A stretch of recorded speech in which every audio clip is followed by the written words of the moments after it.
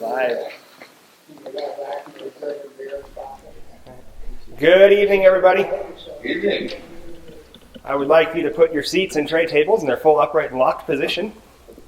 We are going to take off onto a new and exciting journey into the open air. For those that haven't met me, and I think I met everybody, my name is Dr. Jesse Bollinger. My wife and I, Chastity, over here on the right, we own Bollinger Solutions, a business and nonprofit consulting firm in Creston, Iowa. In 2017, I embarked on an interesting journey as an AmeriCorps Vista, working with kids in poverty, working with career education, and families with financial literacy in the poorest county and the poorest city in the state of Iowa. And we had already lived in Decatur County for about 5 years. And one of the hardest things for a Vista, a volunteer in service to America member, to do is serve where they live. But we did it really, really well.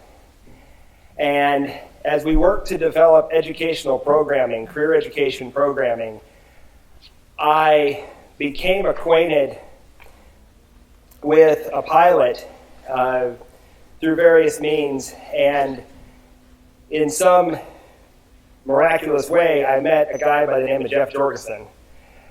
The first time I met Jeff, it took us a matter of seconds to learn two things. He had written a book, I was writing a book.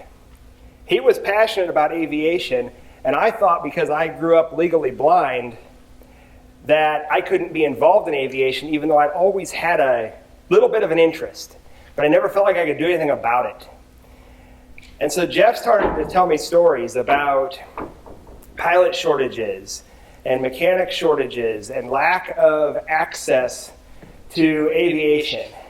And my immediate thought was that a nonprofit organization should be started, and an organization should be started that would help make aviation accessible, achievable, and affordable for anyone, whether it be a traditional white man, an African American female, a Caucasian female, or any other minority, or, as I am discovering through my own journey, a person with a disability, which is a really low percentage of pilots. And Jeff listened, and he took my advice, and so we formed Open Air Education. And so I'm really pleased tonight to be able to start this conversation. And as we've talked during the social time and heard some different stories, I know we're in the right place, and I know we're doing the right thing. And change will come. The pilot shortages will end. More kids will enter aviation. And as Jeff will explain, the future of STEM, science, technology, engineering, and mathematics education can change. And therefore, the future of our country can change in many ways. With that, I'm going to welcome Elizabeth Baldwin, who I was fortunate to meet during my Vista time, or maybe a little ahead, and watch her as she began her own journey to become a private pilot. So Elizabeth?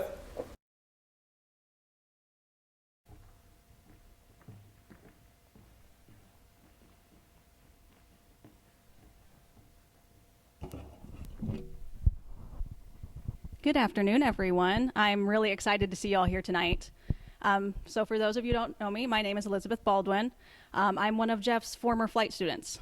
I am a licensed pilot, and to some people, being able to say that doesn't seem like a big deal.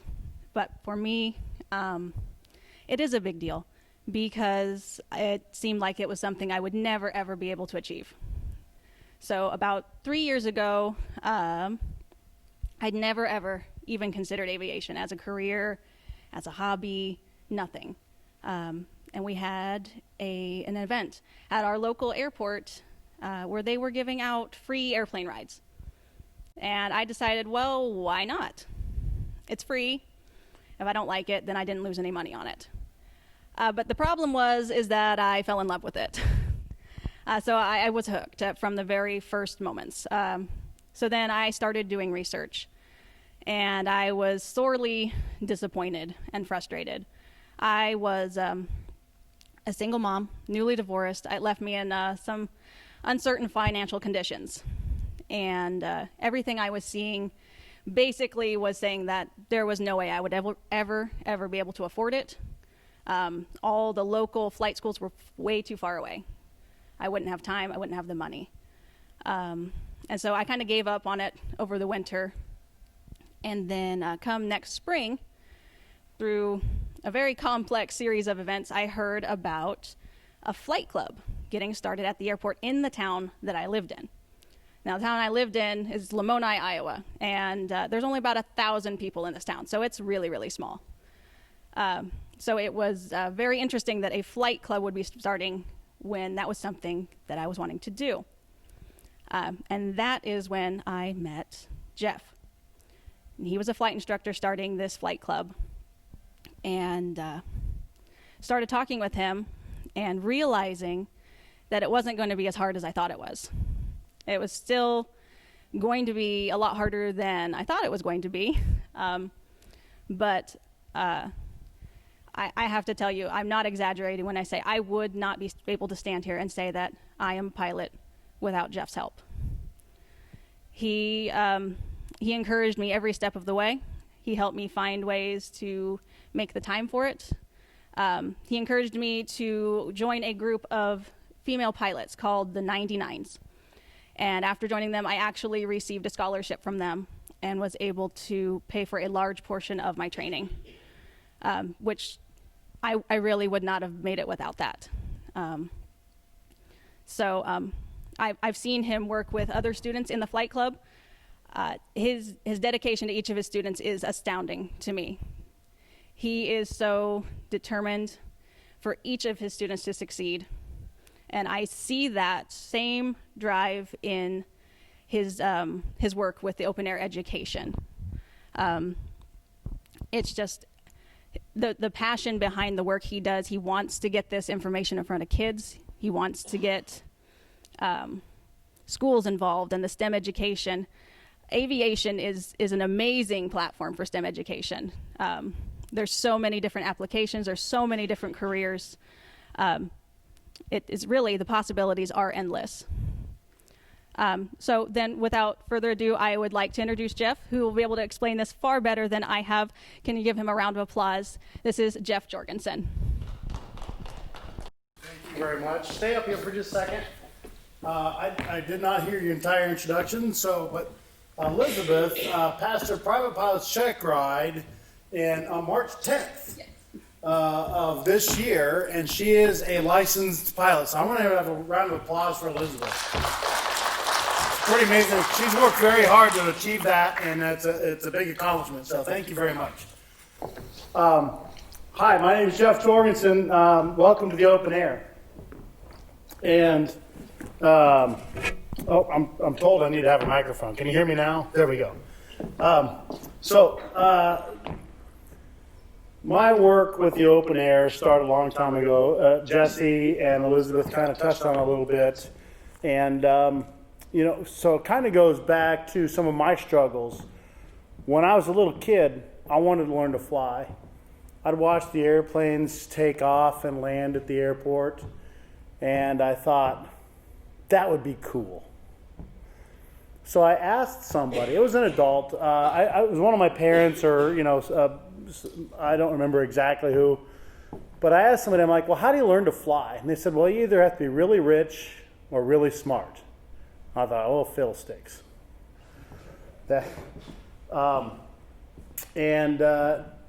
So at that point, I don't know, I was probably 10, 11, 12 years old.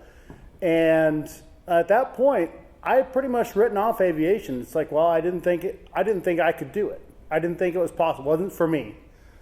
And, as I got older, I was in high school and I realized, I heard another student was taking flight lessons and it piqued my interest. I'm like, well, how do they do that? And, I kind of did some research and looked into it and didn't really gain any real solutions. And so then a Navy recruiter came and talked to our class, and they said, well, you could join the military, and if you get selected, you could become a pilot. So I did. I didn't make the pilot slot. But I did serve in the military. I did 6 years in the U.S. Navy as an electronics technician, and I wore glasses at the time, and that was a disqualifier back then. Now they accept LASIK surgery, and there's a lot more avenues for pilots. And the Air National Guard, I heard, was allowing LASIK surgery. So then I transferred from the Navy into the Air National Guard, and I tried to board for a pilot slot. I boarded 3 times. It was very competitive back when I was trying to get in. And so I did not make any of those slots. But I did have the GI Bill. And so I took the GI Bill and I went and started flight lessons. And it worked out amazing. I got my private pilot, and I'm like, well, what do I do with that? And so I worked at some jobs, and through a couple of deployments, I ended up buying an airplane. My first airplane costs $25,000, so it's about the price of a new car. I was making payments on it. I had a 20-year loan on the thing, and someday I'm going to pay the thing off. But I was able to get my, my instrument commercial ratings. And then I saw an avenue that I could actually have a career, as a commercial pilot. And I thought, wow, that's pretty cool. And then, a series of events that happened, and I'm not going to monologue and tell the whole story, but I talk about this a lot in the book. All the events that happen and the challenges and the barriers to aviation, and it's difficult. And I figured it out. I found I managed to do everything just about the hard way. And it's achievable. I can do it. Elizabeth did it. Phil's here. I've got a number of flight students here, actually. I got a couple here in the crowd, so that's really cool. Actually, my oldest flight student, can I? Oh, no, you're not my oldest. You're not. No, are you 65 yet? 65. You're 65 years old. Happy birthday. It was just recently, I believe. So I've got a 65-year-old student here. My oldest student is 74. He's not here today, but so I won't call him out on it. He may be watching on Facebook, though, so hi.